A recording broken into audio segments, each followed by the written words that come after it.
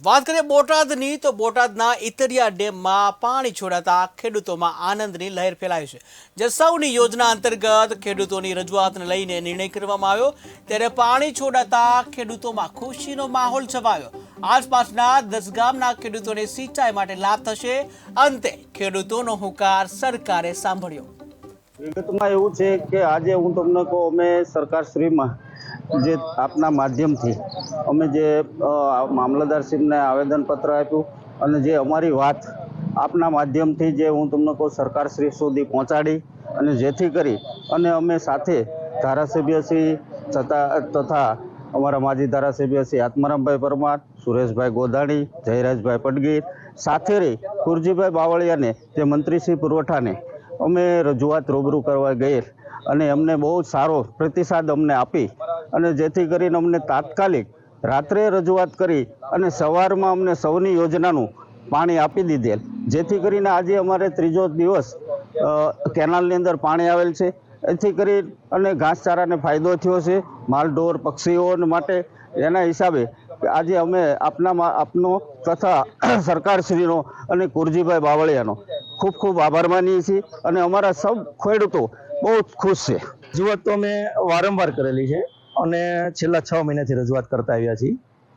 Response તો અત્યારે તો હાલ સારો છે, પણ ભવિષ્યનો જે ભૂતકાળ જે છે એ બહુ અમારો ખરાબ છે, કારણ કે રજૂઆત કરવા છતાં પણ પાણી નથી મળ્યું, અને પૂરો જે પાક પહેલાં જે હતો એ તો પૂરો થઈ ગયો છે, જે ઘઉંનો છે, જીરાનો છે, તલનો છે। પણ અત્યારે હાલમાં જે પાણી અમને મળ્યું છે, જે અમે રેલી કાઢી હતી અને આવેદનપત્ર આપ્યું હતું, ત્યારે અમારો આક્રોશ પણ હતો કે સરકારને પણ એવું અમે કહી દીધું એક વખત કે ભાઈ અમે આકરા પગલાં લઈશું, હવે અમને જો પાણી નહીં મળે તો, કારણ કે ખેતી છે એ આખી પાણી ઉપર આખી ખેતી છે એ પાણી આધારિત છે।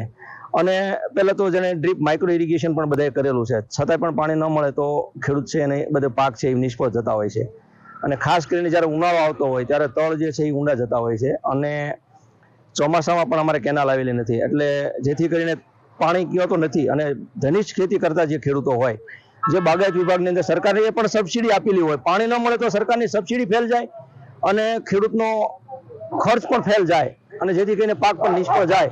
અને આ એવું નથી કે ઘાસચારો છે કે જે આપણે 2 મહિનાનો પાક હોય ને વાઢીને લઈ લઈ, કારણ કે ફળ પાક એવું હોય છે કે 3 થી 4 વર્ષ ઉછેરી ત્યારે એને ફળ આવતા હોય છે, અને માર્કેટની અંદર ખેડૂત હસતા હસતા વેચવા જતો હોય, સપના જોઈ રહ્યો હોય, અને ત્યારે જ્યારે પાણી ન મળે અને સરકાર અમારું જ્યારે સાંભળે નહીં, ત્યારે સ્વાભાવિક છે કે ખેડૂતને રોષ થાય।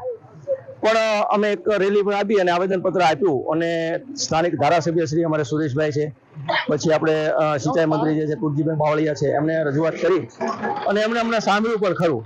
ત્યારે તો પણ એમને એવું કીધું હતું કે ભાઈ સંવેદનશીલ સરકાર નથી, તો અમને એવું પૂછવામાં આવ્યું કે સંવેદનશીલ સરકાર તમે એને માનો છો? ત્યારે તો મેં પણ કીધું હતું કે હું આ સરકારને સંવેદનશીલ નથી માનતો। એમ ક્યાં શું કામ કે એક માં હોય, એને બાળક હોય, એને ભૂખ લાગે તો બાળકને માગવું ન પડે, માગી ના શકે, અને ન માગે ને માં દૂધ આપે ને એને સંવેદનશીલ સરકાર કહેવાય।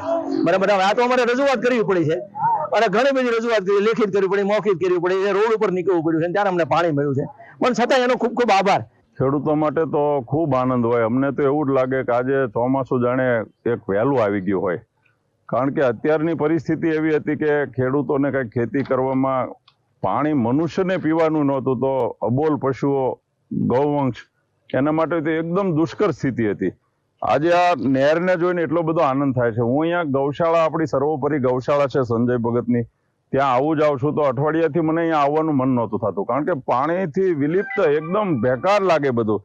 આજે ગુજરાતની આ એકદમ એમ કહેવાય કે પ્રજાલક્ષી અને પ્રજાની સેવક એવી આપણી જે સરકાર છે, આદરણીય શ્રી મુખ્યમંત્રી ભૂપેન્દ્રભાઈ પટેલ અને આપણા સિંચાઈ મંત્રી કુંવરજીભાઈ બાવળિયા સાહેબ, અને આપણા એના લોકલ વિસ્તારના આપણા આદરણીય ધારાસભ્ય શંભુનાથજી અને આપણા પૂર્વ ધારાસભ્ય આત્મારામભાઈ, આ બધાનો પુરુષાર્થ, અને આપણે ગામના લોકલ જે બધા આગેવાનો પટેલો એ બધા ભેગા થઈને રજૂઆત કરી, અને આ સરકારશ્રીએ રજૂઆત સાંભળી, અને આ જે જળ આવ્યું છે એ તો એવું મોટું એક પુણ્યનું કામ છે।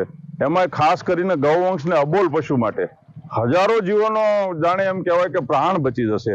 એટલે અમે તો હૃદયથી ગોપીનાથજી મહારાજના ચરણોમાં, ગૌ માતાના ચરણોમાં પ્રાર્થના કરીએ કે અમારી આ સરકાર છે એને ભગવાન આવી રીતે સેવાનો વારે વારે અવસર આપે અને આવી પ્રજાના કાર્યો કરતા રહે।